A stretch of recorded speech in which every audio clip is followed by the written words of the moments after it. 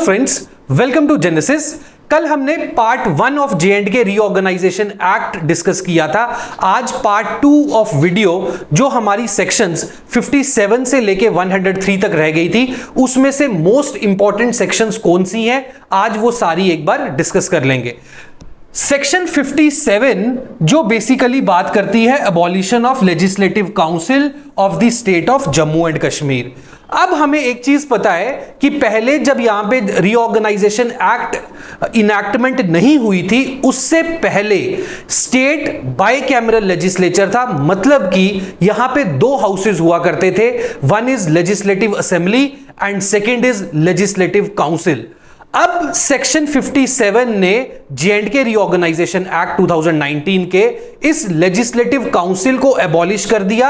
अब हमारे यहां पे जो UT of Jammu and Kashmir है, इसके अंदर यूनिकैमरल लेजिस्लेचर है। दैट इज बेसिकली कि एक ही लेजिस्लेटिव असेंबली होगी, अब लेजिस्लेटिव काउंसिल नहीं होगी। तो एक चीज इसी के साथ और डिस्कस कर लेते हैं कि J&K की इंडिया की कौन कौन सी स्टेट्स में अभी भी बाइकैमरल लेजिस्लेचर है। तो अगर हम उसको नॉर्थ से स्टार्ट करें तो हम देखेंगे पहली स्टेट इज यूपी, और यूपी के साथ में ही आपको मिल जाएगा बिहार। बिहार से हम नीचे आएंगे तो वी हैव महाराष्ट्र, उसके बाद आएंगे तो आंध्र प्रदेश, साथ ही में तेलंगाना, और तेलंगाना के साथ वी हैव कर्नाटका। तो ये टोटल कितनी हो गई? वी हैव 6 स्टेट्स जहां पे बेसिकली अभी भी बाइकैमरल लेजिस्लेचर है। मतलब इन स्टेट्स के अंदर दो हाउसेस हैं, one is legislative assembly and second is legislative council. अब आगे देखते हैं section 58 appointment of lieutenant governor of union territory of Ladakh. अब यूनियन टेरिटरी ऑफ लद्दाख का एक अलग से लेफ्टिनेंट गवर्नर अपॉइंट होगा, और इसकी अपॉइंटमेंट की अथॉरिटी किसके पास है? प्रेसिडेंट के पास है। सो प्रेसिडेंट जो है वो लद्दाख के लिए, लद्दाख जो यूटी बनी है उसके लिए अलग से लेफ्टिनेंट गवर्नर अपॉइंट करेंगे। So section 58 again important section. अब हम पार्ट 5 अगर डिस्कस करें तो part 5 is very important. Directly भी क्वेश्चन आ सकता है कि part 5 of Jammu and Kashmir reorganisation act किसके साथ डील करता है? सो ये डील करता है डीलिमिटेशन ऑफ कॉन्स्टिट्यूएंसीज। कल हमने पार्ट 1 के अंदर पूरा डिस्कस किया था कि डीलिमिटेशन कमीशन होता क्या है, J&K के अंदर डीलिमिटेशन कमीशन कब बैठा 2020 में, और उसके बाद डीलिमिटेशन का काम क्या था। ये जो पार्ट है पार्ट 5 बेसिकली ये अब पूरा इसमें डिटेल में डिस्कस करेंगे। Section 59 is definitions. Again definition is कि व्हाट इज इलेक्शन कमीशन। अगर इलेक्शन कमीशन को इलेक्शन कंडक्ट करने हैं तो इलेक्शन कमीशन की डेफिनेशन क्या है, डीलिमिटेशन कमीशन की डेफिनेशन क्या है। सो ये आप छोड़ भी सकते हो। Delimitation of constituencies. Now delimitation of constituencies, तो अब हमें पता है कि बेसिकली अगर हम इस एक्ट को, इस सेक्शन को थोड़ा और डिटेल में देखें तो ये कहती है कि जो J&K के अंदर जो लेजिस्लेटिव असेंबली है उसकी जो सीट्स हैं उसको इंक्रीज करेंगे 107 से 114। तो अब जो टोटल सीट्स हैं J&K लेजिस्लेटिव असेंबली की दैट इज 114, जिसमें से 90 सीट्स तो यहां है, 24 सीट्स को हमने पीओके के लिए रिजर्व रखा हुआ है।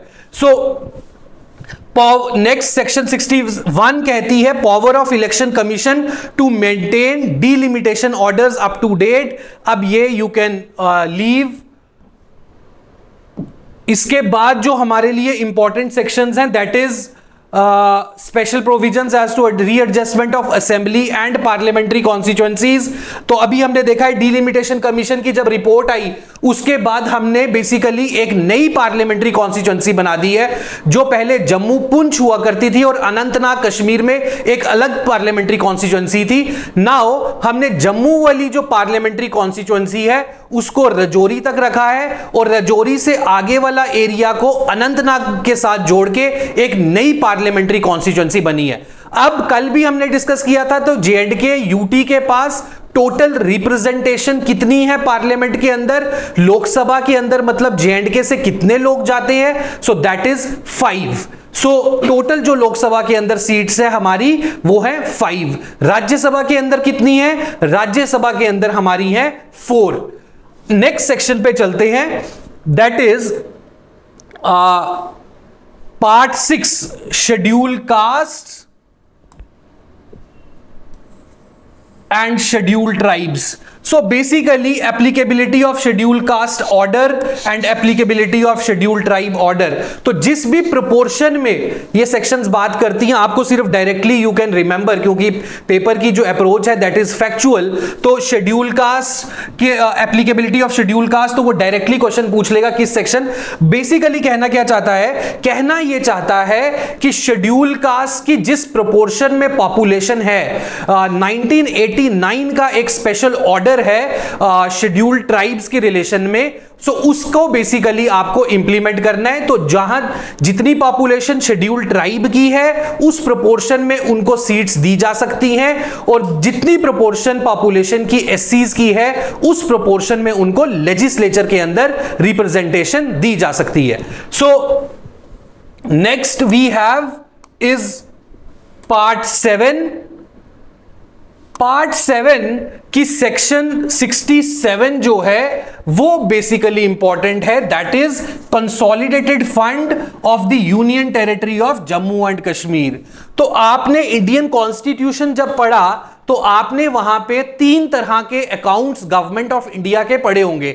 One is consolidated fund of India, second is contingency fund of India, and third is public accounts. So basically जितने भी अकाउंट्स गवर्नमेंट ऑफ इंडिया के होते हैं उतने ही अकाउंट्स स्टेट्स एंड यूटीज के भी होते हैं। So there is a provision for consolidated fund of Jammu and Kashmir की यूटी के लिए। So this section deals with 67 deals with consolidated fund of the union territory of Jammu and Kashmir। consolidated fund में मोटे मोटे अगर समझना चाहते हो तो we can say जितना भी एक्सपेंडिचर गवर्नमेंट करती है वो एक्सपेंडिचर जो है वो कंसोलिडेटेड फंड से ही ड्रॉ करती है, और जितना भी रेवेन्यू रिसीट्स आती हैं वो सारा भी basically consolidated fund of India के अंदर ही आता है। नाउ अगर कंटिंजेंसी फंड की बात करें तो कंटिंजेंसी फंड जो है उसको इमरजेंसी के टाइम पे यूज किया जाता है, उसमें से फंड्स उस टाइम पे ड्रॉ किए जाते हैं जिस टाइम पे देश के अंदर अगर कोई नेशनल डिजास्टर हो गया या कोई और इमरजेंसी की सिचुएशन आ गई तो वो फंड्स उस टाइम पे उस फंड्स में से निकाले जा सकते हैं। Next we have public account of the union territory of Jammu and Kashmir. तो यूजुअली जो आपका गवर्नमेंट इंप्लॉइज का पीएफ वगैरह जो कटता है वो आपका पब्लिक अकाउंट्स के अंदर जाता है, वो उसमें डिपॉजिट होता है। So this is not very important, again contingency fund होगा। सो सेक्शन 67, 68, 69 को आप इस तरह से याद रख सकते हो कि 67 is consolidated fund of India, 68 is public accounts and 69 is contingency fund of India. वो आपसे डायरेक्टली क्वेश्चन पूछ सकते हैं। नाउ इसके बाद section provision in case of failure of constitutional machinery 73। अब 73 इज वेरी इंपॉर्टेंट सेक्शन जिसके अंदर प्रोविजंस दिए गए हैं कि what in case of constitutional machinery का फेलियर। अब कॉन्स्टिट्यूशनल मशीनरी का फेलियर से क्या मतलब है? कॉन्स्टिट्यूशनल मशीनरी के फेलियर का मतलब है अगर UT of Jammu and Kashmir की जो गवर्नमेंट है वो गवर्नमेंट लॉ एंड ऑर्डर की सिचुएशन को कंट्रोल नहीं कर पाती, जो इंस्ट्रक्शंस जो government of India UT of Jammu and Kashmir की गवर्नमेंट को देगी, अगर जम्मू कश्मीर की यूटी की गवर्नमेंट उन इंस्ट्रक्शंस को फॉलो नहीं करती तो उस टाइम पे, एंड थर्ड प्रोविजन इज कि अगर प्रेसिडेंट ऑफ इंडिया को यह लगता है कि UT of Jammu and Kashmir की जो गवर्नेंस है वो सही तरह से नहीं चल रही तो उस टाइम पे बेसिकली, जिसको हम दूसरी लैंग्वेज में प्रेसिडेंट रूल भी कहते हैं, तो वो लेफ्टिनेंट गवर्नर के थ्रू प्रेसिडेंट रूल भी यहां पे लगाया जा सकता है, and that provision is given under section 73 of section 73 provision in case of constitutional machinery।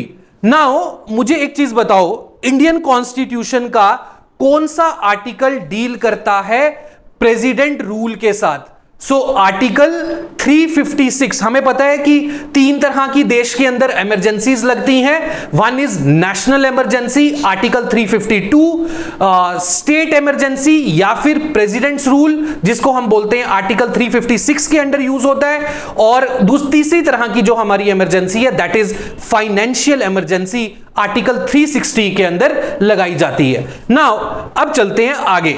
सो उसके बाद यू कैन लीव ये वाली sections. Part 8, yes. So part 8 से एक तो डायरेक्ट क्वेश्चन हमारा बनता है कि part 8 is high court.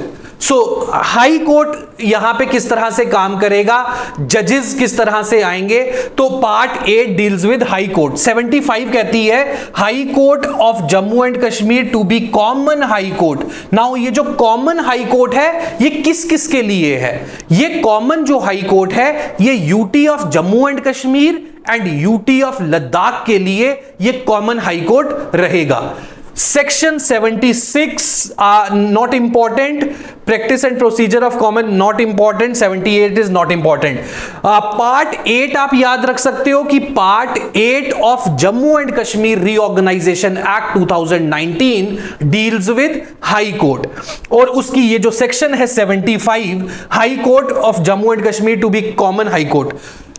Next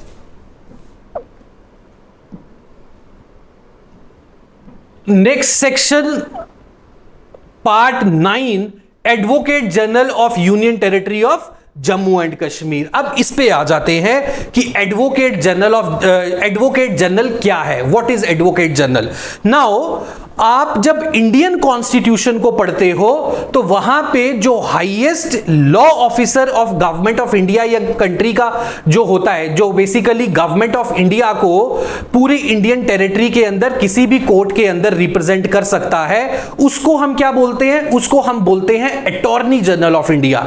अब वहां पे attorney general government of India, union government के केसेस में होता है attorney general of India, and states के केस में होता है, स्टेट्स और यूटीज के केस में होता है एडवोकेट जनरल ऑफ इंडिया, जो basically UT of Jammu and Kashmir की जो गवर्नमेंट है उसको रिप्रेजेंट करता है। उसका अगर कोई लीगल मैटर्स है तो उनको रिप्रेजेंट करता है जम्मू एंड कश्मीर की टेरिटरी के with in. So this section 79, advocate general for union territory of Jammu and Kashmir. इसके बाद part 10, so part 10 reports relating to the accounts of Jammu and Kashmir state, although sections are not very important, but मैं ये बता देता हूँ what is this reports relating to accounts of Jammu and Kashmir state। अब हम पढ़ते हैं controller and auditor general of India, CAG. अब ये जो कैग है ये गवर्नमेंट ऑफ इंडिया के अकाउंट्स को भी बेसिकली ऑडिट करता है। एक चीज तो ये बड़ी इंटरेस्टिंग है कि क्या इंडिया के अंदर कैग जो है उसका काम सिर्फ ऑडिटिंग का है या उसका काम कंट्रोलर का भी है, क्योंकि ये जो कॉन्सेप्ट ऑफ कैग है ये कॉन्सेप्ट ऑफ कैग हमने लिया है यूएस से। सो यूनाइटेड स्टेट्स से हमने कॉन्सेप्ट लिया, बट वहां पे जो कैग होता है वो दोनों काम करता है, वो कंट्रोलर का काम भी करता है और वो ऑडिटर का काम भी करता है। बट इंडिया के अंदर फ्रेंड्स जो कैग है वो कंट्रोलर का काम नहीं करता, वो सिर्फ और सिर्फ ऑडिटर का काम करता है। एक बार जब प्रोजेक्ट्स कंप्लीट हो जाते हैं, गवर्नमेंट ऑफ इंडिया का एक्सपेंडिचर, रेवेन्यू सब हो गया, उसके बाद उसका काम आता है। तो हम यूजुअली जब कैग का क्रिटिसिज्म पढ़ते हैं तो उसमें हम एक क्रिटिसिज्म ये भी पढ़ते हैं कि ये जो कैग जो है ये सिर्फ एक पोस्टमार्टम का काम करता है कि क्योंकि इसके पास प्रोजेक्ट के स्टार्ट होने से पहले या गवर्नमेंट ऑफ इंडिया को जब ग्रांट्स चाहिए, किस प्रोजेक्ट के लिए, किस स्कीम के लिए कितनी ग्रांट्स चाहिए, उसके अंदर कोई रोल नहीं है, ये एक्सपेंडिचर के बाद इसका रोल आता है। So he is only auditor general, but बोलते हम इसको कंट्रोलर एंड ऑडिटर जनरल हैं। तो ये जो कंट्रोलर एंड ऑडिटर जनरल है ये गवर्नमेंट ऑफ इंडिया के अकाउंट्स की ऑडिटिंग तो करता ही करता है, उसके साथ साथ ये सारी ही स्टेट्स और यूटीज के जो अकाउंट्स होते हैं उनकी भी ऑडिटिंग करता है। नाउ जब ये ऑडिटिंग करता है गवर्नमेंट ऑफ इंडिया के अकाउंट्स की, तो जो ये अपनी रिपोर्ट है, ये अपनी रिपोर्ट देता है प्रेसिडेंट को, और प्रेसिडेंट जो है उसको पार्लियामेंट में ले डाउन करते हैं। लेकिन जब ये स्टेट या यूटी की अकाउंट्स की ऑडिटिंग करता है, तो उस टाइम पे ये अपनी कैग जो है अपनी रिपोर्ट को सबमिट करता है किसको? गवर्नर को और लेफ्टिनेंट गवर्नर को, जो भी केस होगा। सो लेफ्टिनेंट गवर्नर जो है उसको लेजिस्लेचर के अंदर रिपोर्ट अपनी को रखेंगे। देन लेजिस्लेचर के अंदर अगेन एक कमेटी होती है, that is pack, public accounts committee. वो पब्लिक अकाउंट्स कमेटी जो है उसकी उस रिपोर्ट को, कैग की रिपोर्ट को स्क्रूटनी करती है। सो report relating to accounts of Jammu and Kashmir, तो कैग जो है वो ऑडिटिंग करेगा, अपनी रिपोर्ट्स लेफ्टिनेंट गवर्नर के आगे रखेगा। लेफ्टिनेंट गवर्नर जो है वो बेसिकली लेजिस्लेचर के अंदर कैग की रिपोर्ट को लेट डाउन करेंगे। सो इसके बाद we have part 11। Part 11 not very important, so नहीं है, इसको स्किप कर सकते हो आप। Part 12 provision as to certain corporation and any other matters, advisory committees, temporary provisions, special provisions to income tax, not important. Part 13 provision as to services, this section is important. Section 88 जो कहती है provisions relating to all India services. अब पहले हम friends ये समझते हैं कि ऑल इंडिया सर्विसेज क्या हैं। ऑल इंडिया सर्विसेज, देश के अंदर कितनी सर्विसेज ऐसी हैं जिनको हम ऑल इंडिया सर्विसेज कहते हैं? तो फर्स्ट हमें पता है इंडियन एडमिनिस्ट्रेटिव सर्विस जो है वो ऑल इंडिया सर्विस है। सेकंड सर्विस जो है that is Indian police service, and third is Indian forest services, not foreign services. बहुत सारे स्टूडेंट्स को यह कंफ्यूजन होती है कि शायद इंडियन फॉरेन सर्विस जो है वो ऑल इंडिया सर्विस है, जबकि वो एक सेंट्रल सर्विस है। इंडियन फॉरेस्ट सर्विसेज जो है वो ऑल इंडिया सर्विस। तो देश के अंदर 3 हमारे पास ऑल इंडिया सर्विसेज है। अब ये जो सेक्शन है 88 provisions relating to all India services, अब हुआ क्या कि जो हमारे स्टेट जो थी, जम्मू एंड कश्मीर जो स्टेट थी, उसके अंदर जितने भी लोग ऑल इंडिया सर्विसेज के पोस्टेड थे उनको बेसिकली उन्होंने, आपने एक काडर का नाम सुना होगा, एक काडर है जिसका नाम है AGMUT. A is Arunachal, G is Goa, M is Mizoram and along with other UTs. So ये जो ऑगमुट कैडर है, तो जम्मू एंड कश्मीर के अंदर, क्योंकि अब तो ये स्टेट रही नहीं तो स्टेट काडर तो बचा नहीं, तो जम्मू एंड कश्मीर के अंदर जितने भी लोग यहां पे ऑल इंडिया सर्विसेज के पोस्टेड थे उनको बेसिकली किसमें कर दिया? ऑगमुट कैडर के अंदर डाल दिया। और जितने भी लोग, अब क्या हुआ कि जो जम्मू एंड कश्मीर के लोग जो यहां पे पोस्टेड हैं उनकी ट्रांसफर्स, पोस्टिंग्स इन जगहों पे भी हो सकती है, और जो ऑगमुट कैडर के लोग हैं उनकी ट्रांसफर्स एंड पोस्टिंग्स यहां पे जम्मू एंड कश्मीर के अंदर भी हो सकती है। So this is basically provisions relating to all India services. Next that important is section 93, you can remember कि provisions as to state public service commission. तो जो हमारा जो पुराना जम्मू कश्मीर का पब्लिक सर्विस कमीशन था, बेसिकली उसी को कंटिन्यू कर दिया गया, तो उसी को पावर दे दी कि वो कंटिन्यू करेगा as public service commission for the UT of Jammu and Kashmir. ठीक है, सो नॉट इंपॉर्टेंट बट ऐसे याद रख सकते हो आप। पार्ट 14 के अंदर power, legal proceedings, transfer, right to practice credit, not important. Section 103 power to remove difficulties.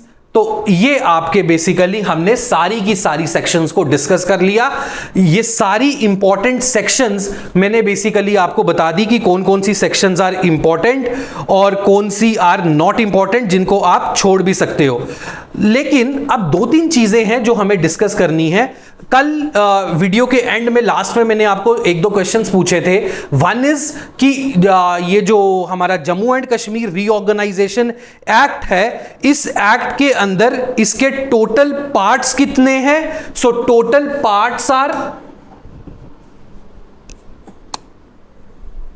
इस जम्मू एंड कश्मीर रीऑर्गेनाइजेशन के टोटल पार्ट्स कितने हैं? So total parts are 14। Sections total कितनी है वो तो अभी हमने कर ली, sections total is 103 and total schedule कितने हैं? टोटल शेड्यूल है 5। So total parts 14, total sections 103 and total schedules 5। अब एक जो लास्ट चीज और वेरी इंपॉर्टेंट जहां से क्वेश्चन पूछा जा सकता है, अब देखो Jammu and Kashmir reorganisation act आया तो बहुत सारे सेंटर के ऐसे लॉज थे जो यहां पे एक्सटेंड हो गए, जम्मू एंड कश्मीर में भी अप्लाई हो गए।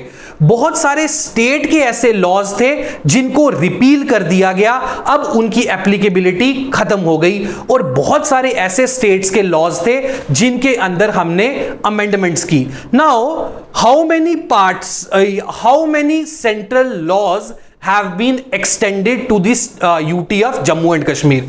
अब जम्मू एंड कश्मीर UT के लिए हमने टोटल कितने लॉज हैं जिनको एक्सटेंड कर दिया जम्मू एंड कश्मीर में? That is 103। अब ये जो 103 हैं ये सेंट्रल लॉज हैं, जो इससे पहले यूनियन गवर्नमेंट के लॉज थे उनको अब J&K के अंदर भी हमने एप्लीकेबल कर दिया, अब वो extended to UT of Jammu and Kashmir हो गए। उसके बाद one more important is how many state laws have been amended and how many of them have been repealed. तो टोटल जो रिपील किए गए that is 153। So state laws repealed, जिनको